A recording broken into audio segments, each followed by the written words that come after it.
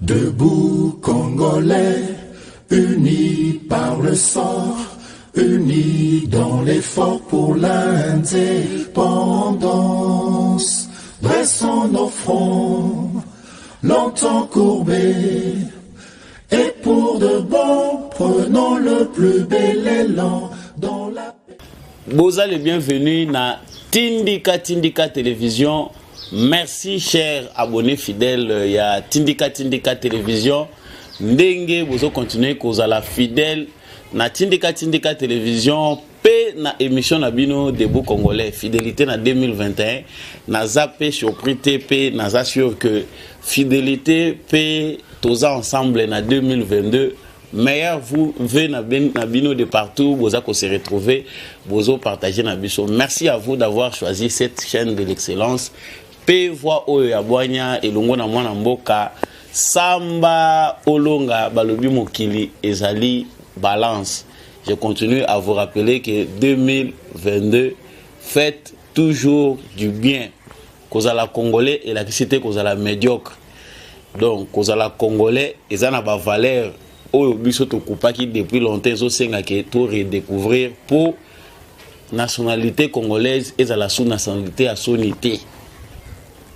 Voilà un peu par l'introduction. Je salue là en passant moi Namboka Rifin qui sombe et Papi Kelly ba kolo chaîne oyo Tindika Télévision ba pesi biso opportunité pour émission Debout Congolais et continuer kokoma na bitando na bino toujours en 2022. Merci à vous qui me suivez à partir de la Suisse, à partir de la Belgique, à partir de la France, à Paris. Et vous qui me suivez de l'Allemagne, à Londres, à Bosanité, aux États-Unis, Caroline du Nord, Illinois, Chicago, Texas. Vraiment, vous êtes en Afrique du Sud, à Cape Town comme à Djobourg. Vous êtes au Gabon, vous êtes en Angola, en Zambie, Namibie, vous êtes en Chine, vous êtes à Dubaï, vous êtes au Congo, Lubumbashi, Kananga, Chikapa, vous êtes à Lodja. Vous êtes à Kabea Kamwanga comme à Beni Butembo, aux Ali Pena Bomato Pena Mwanda, aux Ali na Kikwit, aux Ali na Kwilu, de partout où vous vous retrouvez, à Tanatangiote, aux Anambandaka, Nabi Kozaka Congolais, aux Anabukav, aux Anagoma, on est ensemble. TV Zangonga Moyena Tanga Bino Nyon sur place, vous allez exacter, mais nous porter Bino à cœur, P, nous souhaiter Bino les bienvenus dans la nouvelle émission Oyo. Cette émission, Tokolobela Nini, Tozali Kolobela Ndenge machine, il y a PPRD, machine, il y a Kabila, et ça Kufa Nyonso. Frustration, ezali na Congo, balobi que Mboka, ezo kende mabe, pour certains. Pour les autres, Mboka ezako tambola malam. Mais à tout le monde qui est tourné, il y a président, bah surprise, minene, oui, mais le biso, outre Bochab, na Lumanu. Et les autres qui ne se sont pas prononcés, tout le monde a les sous-sous. Oh, ben binaku, Nzola Njoko, na gouverneur ya Kwilu, basali adhésion na bango, na parti ya Puis Mabilu, d'office, bakoti peye, na union sacrée. Machine politique, ya FCC, to, ya bakabiliste, baproche ya Kabila, ezali toujours ko se vide na batunango. Félix Tshisekedi soka lobi annoncé azako ya na province tel bakabiliste baza na province wana bazo welela mbangu kolongwa na kan Kabila pour aller accueillir Félix Tshisekedi. Qu'est-ce qui se passe? Les alliés changements malamu appréciable batumsu bazali ko s'inquiéter na lobela ki numéro oyo, mais cette fois-ci naza kozonga parce que tomoni pe lisusu chez Kitundu akendai ko yamba Félix Tshisekedi. Wana balobi na ye que ye asali trahison ndenge nini akoki kolongwa kan Kabila po akende ko yamba Félix Tshisekedi. Alobi na bango azali artisan ya Lumumba ville. Je cite ba propos na ye alobi présence na ye na site lors de la première visite d'un chef d'État venant y confirmer la matérialisation du projet relève d'une obligation républicaine et de la volonté de ses électeurs. Je me moque des spéculations malveillantes. Pour Nacho Kitundu, à répondre na oba électeur na yeba sengi, c'est-à-dire électeur na yeba yebisa ki kende koyamba Tshisekedi. Wana eza ba propos na ye biso tokolobela ngo na analyse. Mais eloko nini réellement ezali koleka parce que tout le monde qui entourage nyonso ya Joseph Kabila eza aussi la bango wana bazana kati kolata Félix Tshisekedi. Que nous réserve la politique de demain? Peut-on dire que batu oyo bazala ki entourage ya Kabila o ba fabriquer Kabila lelo bango mutu bakolata Tshisekedi nini ya sika bakomema na Congo? Peut-on changer cette donne? C'est tout au long de cette émission de Tokolobela vraiment makambo oignon sana uti koloba awa na saluer bino batu bozolanda biso de partout pe na souhaiter bino lisusu ba meilleur VP les bienvenus toujours na cadre ya émission na biso Debout Congolais. Ndenge na utaki koloba awa na sommaire vraiment la politique congolaise, ils ont continué toujours comme la biso, ma surprise. Bulldozer, pour ceux qui te croient que bongo, machine politique a fait Tshisekedi, ils allaient toujours faire perdre bah élément important na kati ya état-major, topé na kati ya laboratoire ya Joseph Kabila. C'est qu'hier, bazalaki ba homme fort, ya pensée kabiliste, topé à politique, il y a Joseph Kabila, Batouana bazali ko se vider, bazali ko rejoindre Tshisekedi. Quand on sait que de l'autre côté, Zali na Batu Oyo, bazali ko lobake Félix Tshisekedi a échoué pendant 3 ans, il n'a pas amené le bonheur, c'est plutôt le malheur. Mais tozo mona, Batouana olie basa la bloc ya makasi pour faire face à Félix Tshisekedi. Na 2023 na élection ezakoya. Tournée, il y a Félix Tshisekedi et Memi, ma grande surprise. Les grandes surprises, c'est que au Kassai, bateau biso to kanisaki ke ba causer la Félix Tshisekedi so ki a l'équipe bango pe ba kene na discours na bango ba rejoindre Félix Tshisekedi. Ndenge natanga ki a Boshab, to lobela ki on émission le kaki, ndenge natanga ki Lumanu. À part ndeko wana mususu tokotanga komona ete ye na kananga mona na kite poto yebite soka mona na ki nini linga ke komela yekuna. Mais qu'est-ce qui se passe réellement sur le plan stratégique? Pourquoi à ce moment même oyo mandat ya Félix Tshisekedi ezali ko kende vers la fin nango? Oyo azali ko penser à ko réaliser ba makambu ya suka oya ko kende nango vers mandat na ye ba kabiliste union c'est important bazo epa na ye ba monini baza ko kimanini. Lorsque nous analysons les faits, nous savons que le kabilisme n'a plus un discours oyo bango bako komema. Les kabilistes n'ont pas un discours bango bako koye la congolais conscient lelo pour expliquer aux Congolais que voilà tozongeli bino parce que nous devons faire ça et ça. Ils ont eu tout le temps de le faire basalaki yangoti. Au moins d'autres personnes. Mais batouana tozali ko ignorer te musala oyo bango basalaki ya kosomba batu, ya komesanisa batu na moyibi na corruption, ba base oyo etongamaki likolo ya bambongo, likolo ya clientélisme,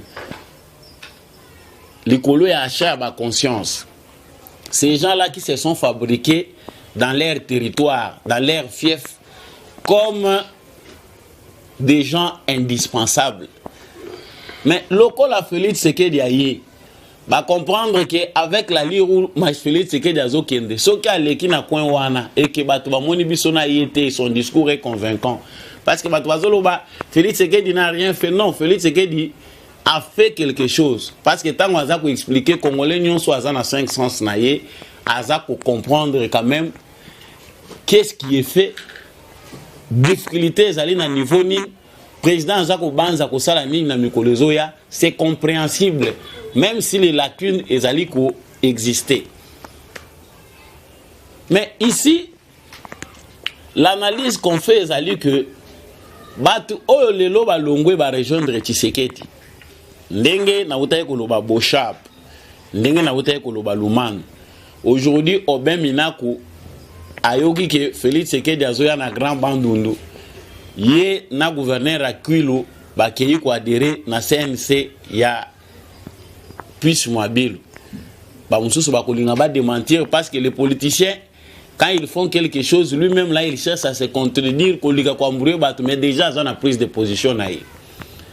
Tu veux que donc, Koya et Tshisekedi n'enga zotambola na ba province belé pour ceux qui savent que candidat wana soki nazana yete moyen ngai na ya ko postuler comme député ezate na coin wana bazo salango déjà mbango. Ezali déjà le la dessin ya paysage oyo ko caractériser ba élection ezali Koya. Parce que au lieu d'être hypocrite, mieux vaut déjà choisir son candidat. Koyeba ke nazana candidat songolo pakala. L'élection au Ezoya en 2023, ils allaient l'élection au Yoté et comme les autres élections passées. Le souhait de tous, c'est qu'on modifie la loi électorale ici pour nous permettre que l'élection soit à deux tours. Moutou na moutou, na candidat na président de la République, moutou na moutou a démontré force na. Et ici, les Kabylistes ont compris que Bazan a produit et Belé déjà va comprendre que Bazan a produit au Bango, Bakori comme là, peuple congolais. Il faut normalement retourner avec Tshisekedi. Tshisekedi, normalement, a quitté Kopekisa Moutoya Pembeni Naye. Chez Okitundu, aye. Yé pas yé ko participer à lobby déjà Tshisekedi azo kende kuna na loja soki chez Okitundu à comprendre que avec tout ce qu'il a comme passé na nyonso ya zanango passé na ya kabiliste Félix Tshisekedi qui est en train de déraciner le kabylisme parce qu'il faut comprendre que outre président de la République tourné na ya azako s'enquérir na ba réalité à province mais azape na kati yako déraciner kabylisme oyo evandi na ba territoire rebellé batu bazwa pe mu pepe asika batu pe ba apprendre que on peut déjà tourner la page ba notable ya ba ville ba notable na ba village na bino il faut batu ba comprendre que mu pepe asika ezoya et chez qui tout doit comprendre na que non ngai soki lelo na yeli bato lisusu kombo mususu je serai en difficulté yango se justifier lobi na ye ki azana ye na position na ye républicaine nazana problème na mutute be électeur na nga balingi bongo eza lokola délice sangate après avoir choisi ensemble ya Katumbi il était na difficulté devant be électeur na ye na kananga ke kokosa bango non je suis avec Tshisekedi azana de konabiso pour être élu. Aujourd'hui, il retourne sur les mêmes erreurs. Chez Okitundu pe à Saliango. C'est-à-dire, tous a toujours qu'on enregistré Batu Oyo Bazako quitter Nakan ya Kabila. Sur le plan politique, c'est Kabila qu'on enterre parce que sa fragilité, laboratoire naïe, ils ont se vidé na Batu. Pour certains, ils voient ça comme un très grand mal parce que bazomona on dirait sa stratégie moko batouana bazoya ko entourer Tshisekedi bazo risquer basala le sous mabe. C'est naturel, c'est normal parce que d'après le mal que bato wana basali tout autour ya Kabila mabo basali ba congolais komona bango ba ya kozongela Tshisekedi ezali kope sa passe. Mais politiquement Tshisekedi ne peut pas directement koboya. Tshisekedi ne peut pas dire aux gens qui quittent Joseph Kabila pour rejoindre, peut-être en cherchant des moyens de détourner, Koluka Kozonga Nara, Kozala na Mulongo à Tshisekedi, que Boya Kolandanga ite. Non. Dans le bénéfice politique, Batouana, Ndenge Bazali ko enterrer Kabila définitivement, Ndenge Bazo quitter, Bazali ko pesa au revoir na kan Kabila. Bazak va affaiblir sur le plan politique, il n'y a plus d'espoir na kan Kabila. Mais ce qu'on est en train d'analyser est Zaliboy. Tant que vous comptez le nombre de Batouana, Bazako Longwa et pas Joseph Kabila, Bazoya, Pembeni, ya Tshisekedi. Ils ont compris qu'aujourd'hui, Michel Andaka côté Maïezo Chola, Bazo Kende Mena Pembeni ya Tshisekedi parce que Bayebi que l'électorat est dans Maboko na Eta Monakoya, na la Kishi Batuke Tike Nangai Ezali Félix Tshisekedi. Et les gens peuvent profiter à Kokomisa Ngai député national, comme ça, il y a les sources de l'hémicycle. Le danger ici, c'est que tous se retrouvent dans le même décor. Il y a Batu Oyo, le peuple congolais pendant 18 ans qui vont se présenter le Kola Batu Moko Babongo limité. qui peuvent encore tromper nos frères et sœurs dans ma province. Au bazar aux informations à soloté que maintenant, toye, tozanabino, il faut voter biso. Le danger est là et il guette tout le monde. Mais pendant ce temps, parce que les kabylistes, malgré travailler dans la gestion à Mabé, ils ont travaillé pour eux seuls, s'enrichir, détruire Mboka. Ils ont l'expérience de stratégie politique. Ça dit que se dessiner parce que va trouver vide. Qu'est fait l'entourage à Félix Tshisekedi? Batu Oyo, il y a parti politique, il y a président. Batu il y a UDPS. L'UDPS, Oyo, ils allaient parti présidentiel. Stratégie nini ya organisation autour ya président de la République. Stratégie nini ya organisation ya système où ils allaient mis en place pour enterrer définitivement le kabylisme et mettre en place système Oyo ya Sika Eye à travers vision au Félix Tshisekedi nango na lutte ya UDPS. Est-ce que état-major ya président Félix Tshisekedi, Jean-Marc Kabound, Augustin Kabouya Bazali, représentant, autorité à parti présidentiel. Est-ce que bureau politique y a eu de pêche comme base? Il y a Batu Oyo Bazali derrière Félix Tshisekedi. Est-ce qu'il y a des stratégies qui sont mises en place pour voir les réalités? Est-ce que vision d'avenir Ezali pour Nakotala? Comment ces gens ici qui sont aujourd'hui, qui nous reviennent, comment ils peuvent être enterrés politiquement? Parce que Bazali passe pour Namboka Nabiso. On ne peut pas continuer à faire vivre Batu Oyo va détruire Mboka. To continuer à évoluer na bango. On sait, les analystes disent que c'est pour un temps, ils allaient temps à réconciliation, ils allaient temps à paix. Mais ma communion sur les changements, ça ne vient pas comme par enchantement. Dieu nous a donné des cerveaux, c'est pour réfléchir. Nous n'allons pas attendre des miracles qui étaient aussi là, il faut travailler pour ça. Mais ce qu'on constate dans l'entourage à président, c'est l'absence de stratégie. C'est l'absence de la clairvoyance. Les gens se préoccupent plus d'eux-mêmes que de ce qui peut arriver demain. Félix Tshisekedi est comme Moutouaza qui travaille seul, sur base d'une vision, une expérience où il y a Litoyo, Abundaki auprès à Papa Naï. Pendant que ton état-major est beaucoup plus préoccupé, na o etali survie na bango, na zwana lutango na rozwa, ngai na koya kota la partie politique. Qui est fait Jean-Marc Kabunde ou Augustin Kabouya, tozo finga bango te. Nous avons tous le poids de cette lutte. Toyebi ce qui coûte la lutte de l'UDPS. Batunion so tende ba kozwa ba occuper ba poste politique. Ce n'est pas tout le monde qui envie les postes politiques. Mais au moins ceux qui veulent les postes politiques doivent avoir une réflexion profonde.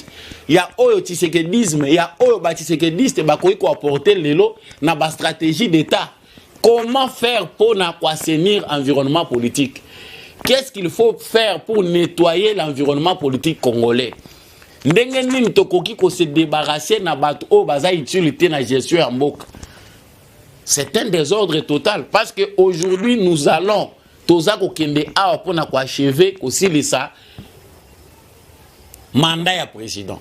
Le président lutte au niveau national pour que mesure, il aura au moins 3 mesures principales phares sur le plan économique, sur le plan social, la gratuité et toutes les autres réalisations en termes d'infrastructures et qu'on forge bilan naïe.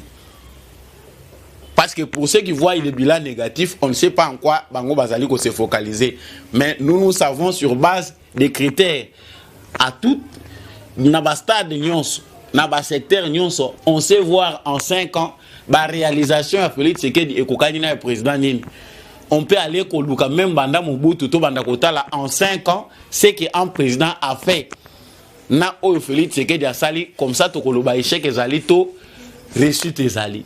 Parce que nous parlons beaucoup, mais nous n'avons pas le temps d'analyser objectivement sur base de réalisations et sur base de failles que nous avons constatées. Mais ici, j'insiste, Bakabiliste Bazali cause force Bazali continuer cause à la visible parce que l'UDPS ne s'organise pas. Bah, responsable, pourquoi je parle de l'UDPS? Parce que principal, base, il y a un système où c'est l'UDPS. L'UDPS peine encore à s'organiser. Les cadres principaux, bazali beaucoup plus souciés à venir na bango qu'à venir et à partir. Où ils allaient kolobama ke bolingo ya parti, nous sommes avec les chefs de l'État, ils en ont monoko. Bolingo ya parti, na bolingo ya idéal, et c'est bungi na mito ya bato belé. Bato aza ko se préoccuper que non ngana zo ata on a ko mona na bato, nde to ko solo la masolo ya parti. Est-ce qu'il faut 5 ans pour commencer à amorcer un début d'organisation? L'UDPS c'est un grand parti politique, tant que c'est en termes de masse.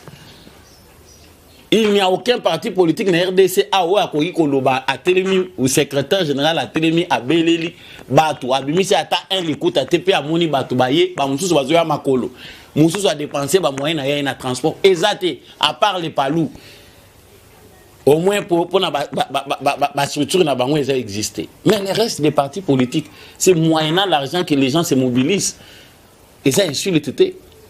Mais ce qui est difficile ici pour l'UDPS, c'est que depuis que Félix Tshisekedi a accédé au pouvoir, l'UDPS n'avance pas.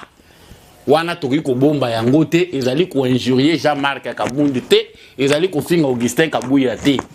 Occupez-vous du parti présidentiel. Le président est lourdement chargé au tozo mona lelo parce que et comme le kola lisanga makambo ba décriaki na batu ya PPRD et comme ko mona na kati ya UDPS. Ça fait mal, il faut dénoncer. Comment UDPS Oyo et Bundi contre les antivaleurs, mais clientélisme, favoritisme, hein, corruption, et côté na katia UDPS. Lokola balobi réconciliation, lokola balobi que non, to négocier, to sangani majorité, nous voulons l'unité, et la qui cité que to commis la même idéal, to commis la même valeur.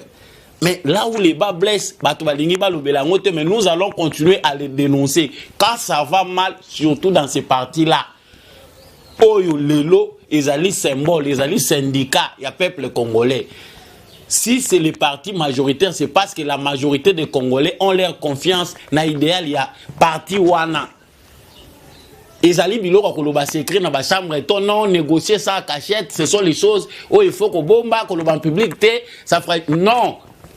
Ça ne fragilise pas, ça renforce. À l'UDPS, il y a liberté d'expression. Tout le temps, ils allaient s'attaquer à des individus. Les individus passent, les partis vont rester. Ces partis-là, depuis qu'ils ont créé dans l'année 82, et connaître Batuyamaye, et Ndenge na Ndenge. Mais aujourd'hui, ce qui c'est parce qu'on voit que les pouvoirs, ils allaient dénaturer, ils allaient changer, penser à Batubélé. Ils allaient révéler la nature et à Batubélé. Je refuse ici à tutoyer certaines personnes pour s'acharner contre Moutou. Mais pour tous ceux qui ont lutté au sein de ces partis-là, il faut comprendre que le changement, Moutou azali ko prétendre ko changer baninga, il faut se changer yemoko. Il faut que l'on ait la mentalité à opposition, qu'on ait la mentalité à pouvoir. Il y a des habitudes que les militants de l'UDPS et les cadres doivent abandonner pour n'accroître réellement que parti ou commis parti au pouvoir. Et on devait nous attendre à des formations, à des séminaires, dans la fédération pour apprendre aux jeunes combattants qui adhèrent à Katia parti, une vision à pouvoir izali.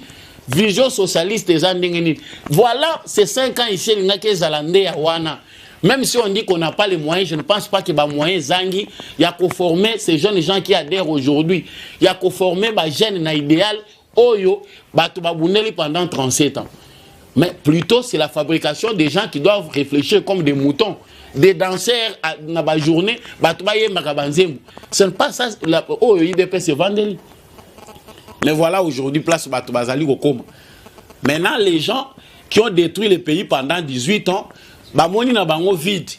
Bakomi maintenant koya kozonga na bango ba comprendre que espace nous pouvons encore continuer à vivre. Non, ça il faut refuser ça.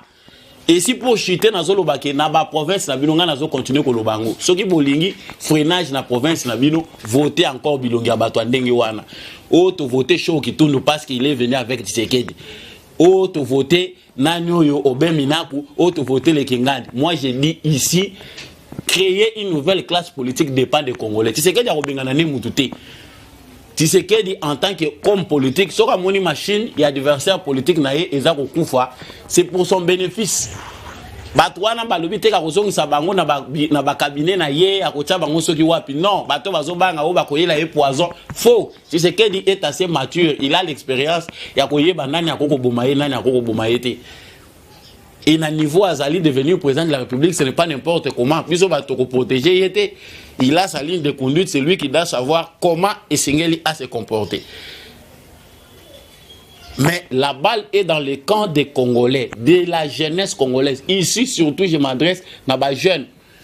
L'analyse ici est que Batu Oyo Bakoko ça la mieux pour que la classe politique change et les Congolais eux-mêmes. Beau voter Bilongia Sika. Tant que parce qu'il y a bino elongia Félix ou bien il y a bino muto songolo pakala bo voter le sous boko zaka ba même bilongi wana pe ba même difficulté. Alors comprenons ici que le changement c'est nous-mêmes.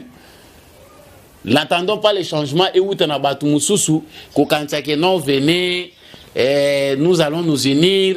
Kabila c'était le passé. Aujourd'hui, c'est Félix qui dit c'est le changement. Pourquoi quand les mêmes personnes? Moi, je suis en train de nazo continuer ko belango. Changement au yabino wana okoko longa politique te okende ko sa makamususu. Le changement et la kisika ya ke to zalaka na ba même bilongi wana. Na ebele ya mboka na bino wana, vous n'avez pas des intellectuels ou bien vous n'avez pas des lettrés mususu o bakoki pe ko zo ba poste wana. Il n'y a que des hommes providentiels, bakombo moko wana ka bozo tangango, bazo mi benga ba dignitaires. En quoi ils sont dignitaires? Jeunes gens, c'est le temps de vous réveiller, de sortir de l'obscurantisme. De sortir de l'ignorance, ya kokanisa ke yende akoki kobongisa province na biso ye kaka. Pourquoi yote? Ah, biso to lobi na biso, notre part c'est de parler. Vous attendez koyoka ba émission, koyoka ba nini bato bazolo bankwa. La machine de l'obscurantisme est toujours en marche. Machine où les akola les sabat kocha bato na mulili, machine à l'okuta et intoxication, ils ont continué à fonctionner.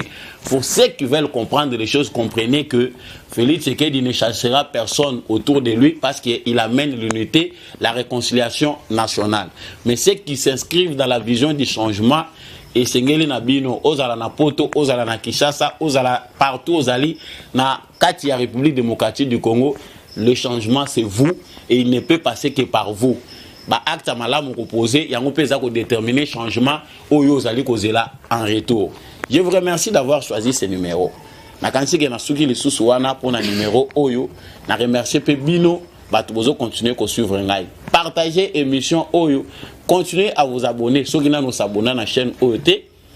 Continuez aussi à soutenir. Na forme union sur ko salango émission Debout Congolais pour na éveil patriotique pe kolongola obscurantisme na kati ya République démocratique du Congo. Je remercie l'équipe technique. Yabero dans l'ombre bazako et debiso pour émission et comment on habite en Donabino, Ndeko Chako, Ndeko Mike et toute l'équipe ya Tindika.